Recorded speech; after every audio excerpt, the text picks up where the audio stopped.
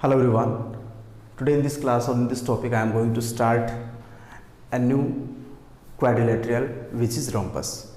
In the last video we discussed about the trapezium and the parallelogram, about definition, properties of a parallelogram. I have already taught you. Now I am starting rhombus. What is the definition of rhombus? Basically, rhombus is a special type of the quadrilateral in which all sides are equal.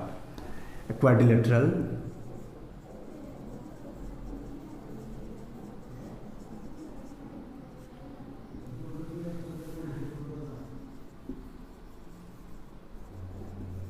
in which all sides are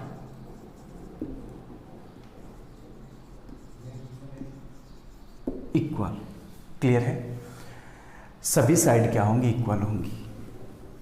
for example this is diagram.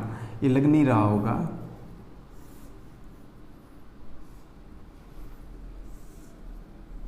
चलो ये मान लो A B C D.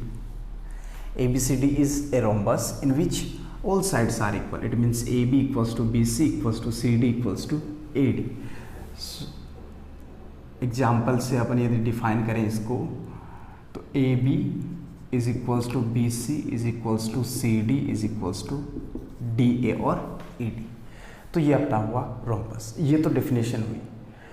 अब हम इसकी properties को analysis करते हैं.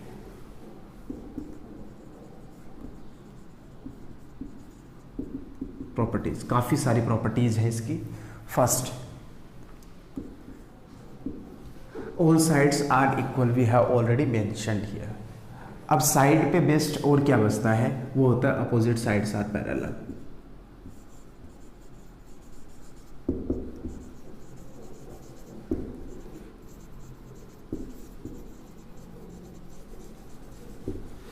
It means AB parallel to DC and CB parallel to DA. Clear है? A B is parallel to D C and C B is parallel to D A. तो ये हुआ अपने रोम्बस की फर्स्ट प्रॉपर्टी. तो side पे best यही होती है, या तो साइड इक्वल हो सकती है या पैरेलल हो सकती है. तो दोनों ही केस होते हैं इसमें. All sides are equal and the opposite sides are parallel. Second property अपन एंगल बेस्ड कर लेते हैं. एंगल में क्या होगा? Opposite angles are equal.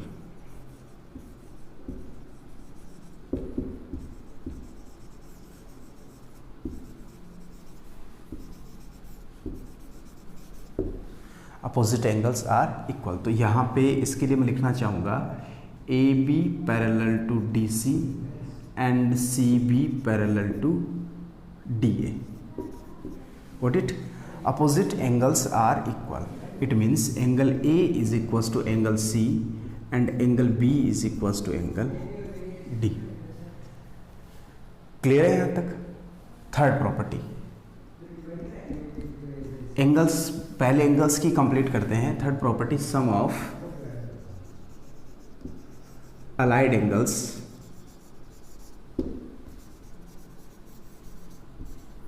Is 180 degree. It means होता है angle A plus angle B.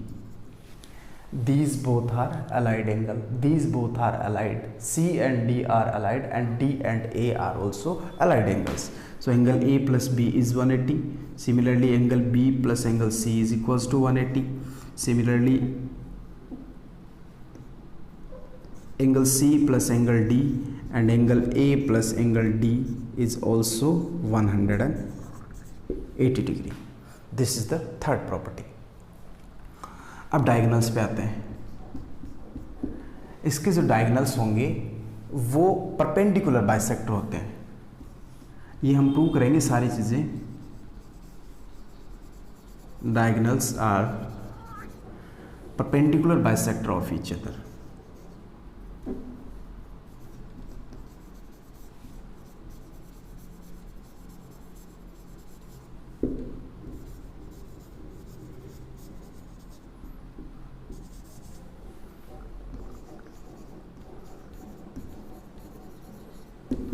Meaning क्या निकला? A C and B D, it in are intersecting at point O.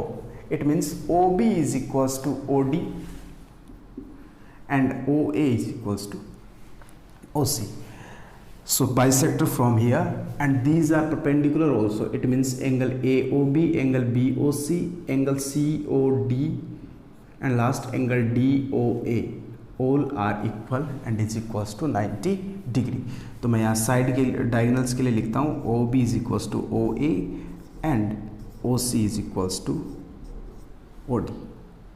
Sorry, ये OB is equals to OD and OC is equals to OA. This is fourth property. अब fifth property पे discuss करते हैं. यहाँ पे mention करता हूँ, diagonals bisect the opposite angles.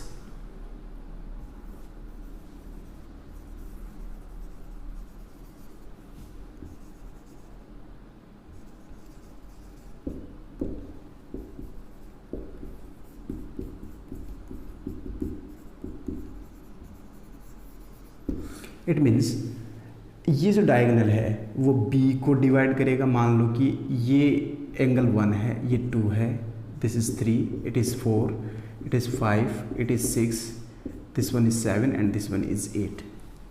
तो angle 1 and 2 both are equal, angle 3 and 4 both are equal, 5 and 6 will be equal to each other and 7 and 8 will be equals to each other. तो यहाँ से देखो, थोड़ा ध्यान देना,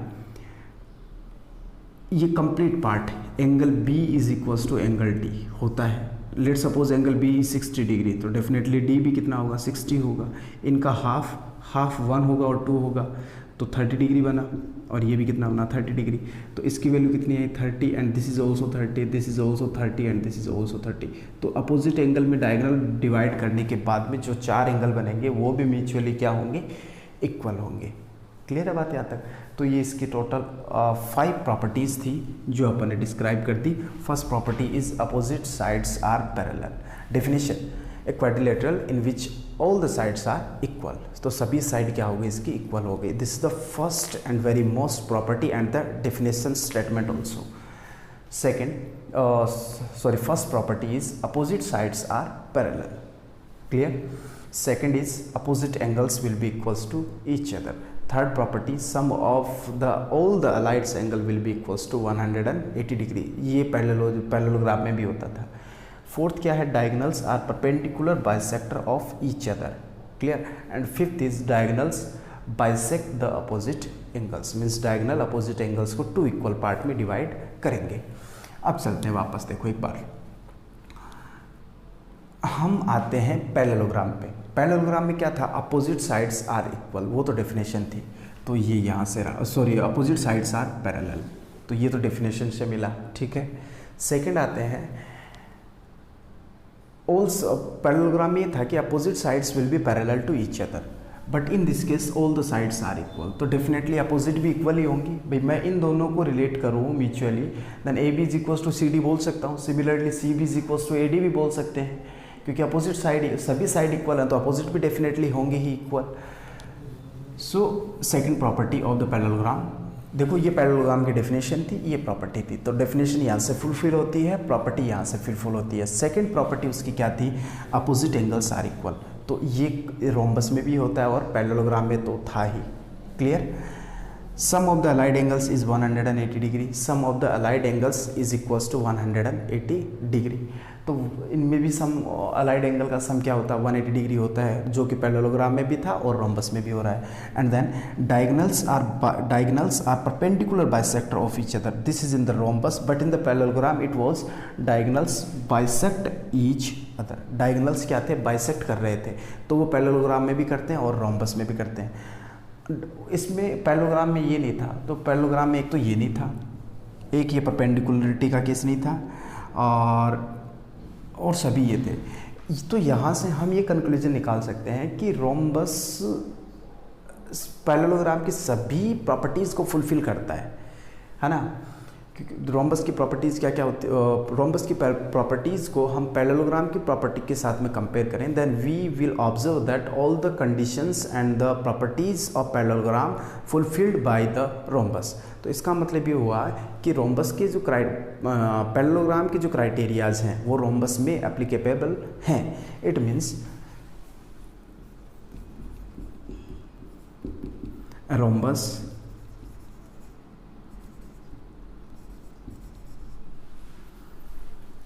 follows all properties of a parallelogram। ये parallelogram का symbol है, parallelogram. therefore show rhombus is also a parallelogram।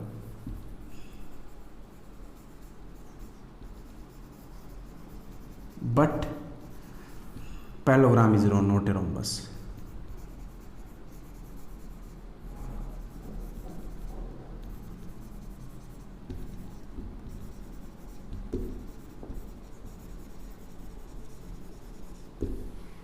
Clear? A rhombus follows all the properties of a parallelogram, therefore we can say that rhombus is also a parallelogram but parallelogram is not a rhombus। तो हम rhombus को एक parallelogram बोल सकते हैं, लेकिन parallelogram को हम कभी भी रोम्बस कंसिडर नहीं कर सकते। क्यों? क्योंकि पैरेललोग्राम रोम्बस की प्रॉपर्टीज़ को फॉलो नहीं करता। पैरेललोग्राम में अपोजिट साइड इक्वल होती हैं, but for the rhombus we need all sides are equal, so it is not possible in any parallelogram. But in the rhombus all the conditions are possible of a parallelogram, therefore we can say that rhombus is also a parallelogram but parallelogram is not a rhombus. Clear बात यहाँ तक? तो ये अपना topic रहा rhombus. Now I am starting the next topic, so before that pose this and note it down.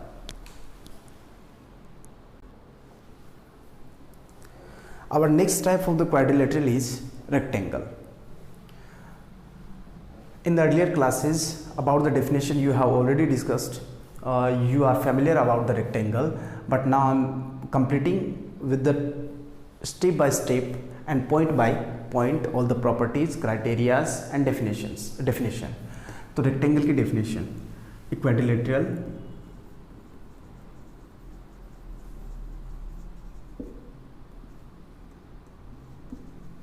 in which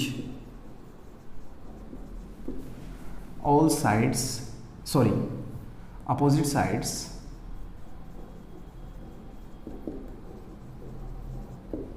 are equal and measure of all angles will be 90 degree. तो हम इसको थोड़ा सा मॉडिफाई कर सकते हैं, opposite sides are equal and all angles are perpendicular. Clear है? Perpendicular का मतलब हो गया all angles are equals to 90 degree. देखो रेक्टेंगल को पहले अपन स्ट्रक्चर में अप्लाई करते हैं। Let suppose this is structure of a rectangle ABCD। ABCD a rectangle in which opposite sides are equal. It means this definition is based on sides and the form of equality। Trapezium में क्या था? पैरेललिटी पे case depended था। Parallelogram में क्या था? Parallelogram is also depend on the parallelism of sides, उसमें भी पैरेलल का केस था। और उसके बाद में रोम्बस में इक्वलिटी का केस था साइड पे। और अपन रेक्टेंगल की बात करें तो रेक्टेंगल में भी साइड में इक्वलिटी और एंगल से आपकी डेफिनेशन कंप्लीट होती है। तो means opposite sides are equal and all angles are equals to 90 degree. ये जो बॉक्स बनता है ये अपने आप में एक रेक्टेंगल का शेप लेता है 90 डिग्री के बेसिस पे। इसका मतलब ये होता है कि सभी एंगल्स का मेजर क्या है। ये जो शेप बनेगी, एक तो एंगल ऐसे बनता है, तो इसके लिए हम पर्टिकुलरली कोई डेफिनेशन नहीं दे सकते, बट ऐसा केस मिलता है तो ये 90 डिग्री एंगल का सिंबल है। क्लियर? तो डेफिनेशन हुई है quadrilateral in which opposite sides are equal and measure of all angles will be equals to 90 degree. अब हम इसकी क्राइटेरियाज और प्रॉपर्टीज की बात करते हैं।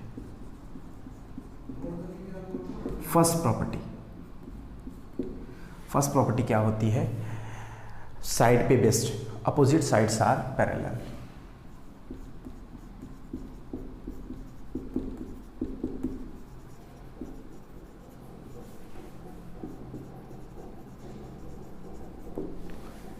First property is opposite sides are parallel. तो पहले मैं डेफिनेशन के लिए लिखना चाहूँगा, डेफिनेशन की मैथमेटिकली नोटेशन ऐसे लिख देना, A B is equals to C D, A B is equals to C D and B C is equals to A D. Clear? ये तो साइड इक्वल साइड होगी and then angle A is equals to angle B is equals to angle C is equals to angle D and which is equals to 90 degree. ये आपके angle का case बना। ठीक है यहाँ तक। First property, opposite sides are parallel. It means AB parallel to CD or DC and AD parallel to BC. AB parallel to DC and AB parallel to BC. तो ये क्राइटेरिया हुआ अपना फर्स्ट प्रॉपर्टी का। Second property, अब आते हैं अपन angles पे। तो एंगल का ऑलरेडी डिस्क्रिप्शन मैंने यहाँ पे मेंशन कर रखा है। अब सभी एंगल इक्वल होते हैं तो अपोजिट भी डेफिनेटली इक्वल होंगे, so it is not necessary to write it again. अब हम डायगोनल्स पे आते हैं। Diagonals are equal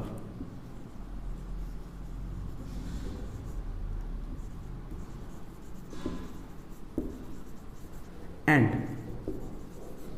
bisect each other.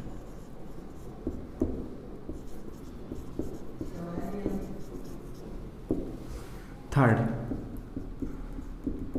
तो मैं यहां से बोल सकता हूं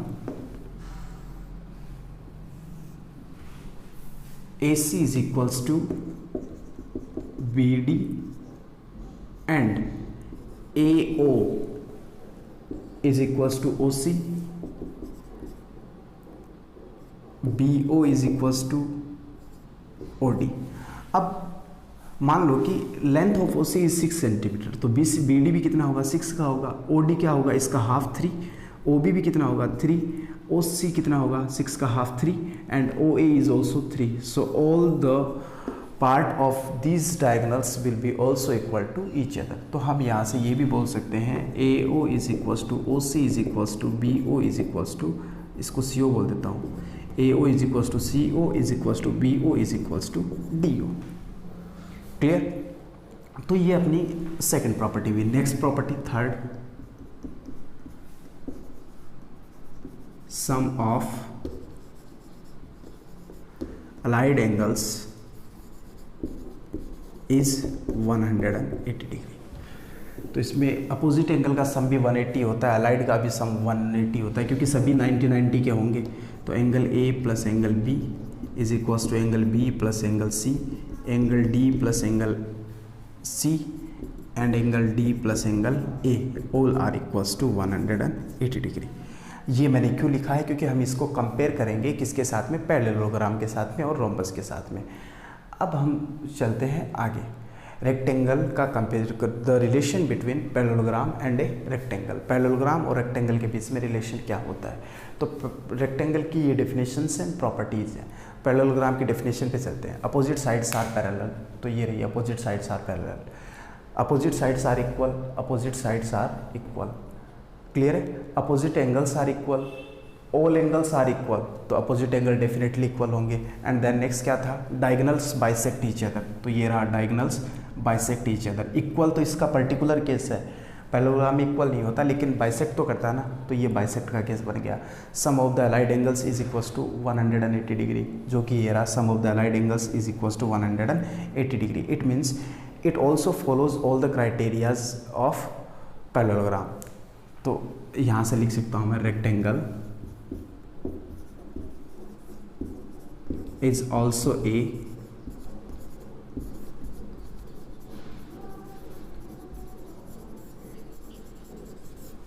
parallelogram, but parallelogram is not a rectangle. Parallelogram को रेक्टेंगल नहीं बोला जा सकता, क्योंकि उसके अंदर एंगल्स 90 डिग्री के नहीं होते, डायगोनल बाइसेक्ट करते हैं लेकिन इक्वल नहीं होते।